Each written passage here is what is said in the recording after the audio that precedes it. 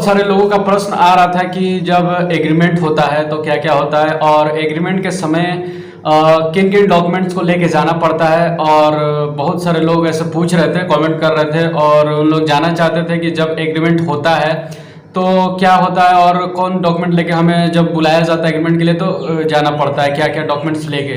तो इस वीडियो में हम लोग यही जानेंगे।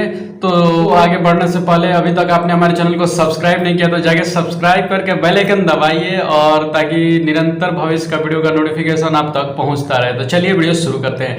देखिए, जहाँ तक बात की जाए, जब आपको एग्रीमेंट के लिए बुलाया जाता है ना, DRCC से कॉल जब मेल भी आता है तब आप जाते हैं तो सबसे पहले आपको फर्स्ट ये बोला जाता है ना कि आपको स्टाम्प पेपर जो होता है जो 100 रुपीज़ का वो लेके जाना रहता है और एकदम सादा ही, उस पर कुछ लिखवाना उखवाना झोल नहीं रहता है। तो आप एक सिंपल स्टाम्प पेपर ले जाइए और उसके बाद आपको अपना जो रिसीविंग मिला रहता है वो भी लेके जा सकते हैं, लेकिन वैसा कोई ज़रूरत नहीं है।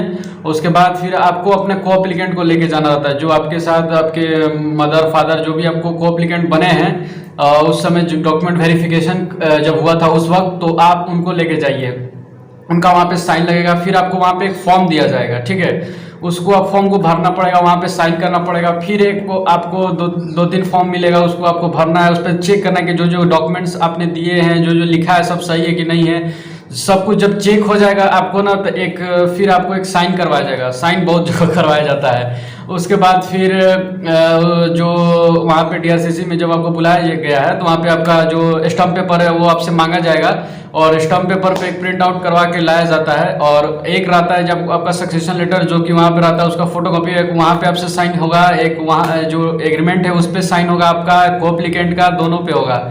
जितना फी का है कि ये इतना जाएगा वहाँ पे होगा। और उसके बाद फिर आपको जो फॉर्म मिला है वो आपको भरवाया जाता है कि यार इसको इसका था, आपका नाम लिखवाया जाएगा, कॉलेज का, यूनिवर्सिटी का आपका नाम और आपके को एप्लीकेंट में मतलब मदर फादर जो भी उनका नाम, और डॉक्यूमेंट में सारा वेरीफाई किया जाता है।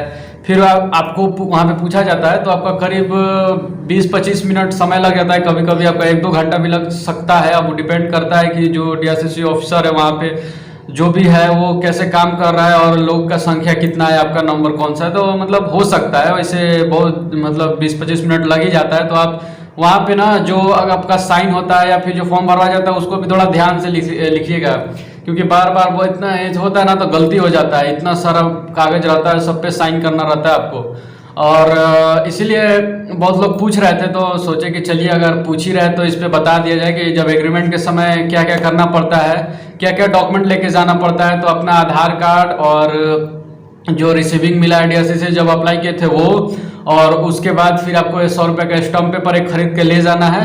और बाकी अपने को एप्लीकेंट का डॉक्यूमेंट ले लीजिएगा। आधार कार्ड वैसे कोई ज़रूरत नहीं है, वो तो आपका जमा ही रहता है, लेकिन फिर भी आप ले लीजिएगा, ठीक है, क्योंकि झोल कुछ ना हो इसलिए। और बाकी आपके से जो फॉर्म भरवाया जाएगा वो रहता है और आपका साइन होता है। तो वो जब हो जाता है तो फिर आपको एक सक्सेशन लेटर का जो फोटोकॉपी है ना वो आपको मिलता है। उसका एक वहाँ DRCC ऑफिस में जमा रहता है और एक आपको मिलता है।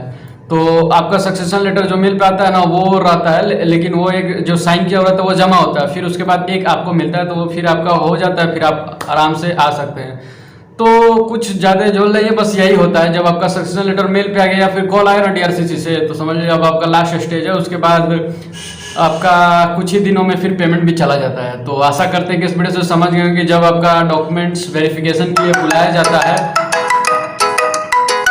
पेमेंट के समय आपको यही सब डॉक्यूमेंट जो है वो लेके जाना पड़ता है। तो आशा करते हैं कि इस वीडियो से आप समझ गए कि आपको क्या क्या डॉक्यूमेंट्स लेके जाना है और क्या क्या करना पड़ता है जब एग्रीमेंट करने आप जाते हैं, जब आपका फाइनल कॉल आता है तब। तो इस वीडियो में इतना ही। आशा करते हैं कि वीडियो से आपको काफ़ी हेल्प मिला होगा। तो चैनल पे पहली बार आए तो सब्सक्राइब जरूर कीजिएगा और लाइक जरूर वीडियो को कीजिएगा और जिसको जरूरत है उसको शेयर भी कर दीजिएगा, ठीक है। फिर एक वीडियो में आपसे मिलते हैं, तब तक के लिए नमस्कार, बहुत बहुत धन्यवाद।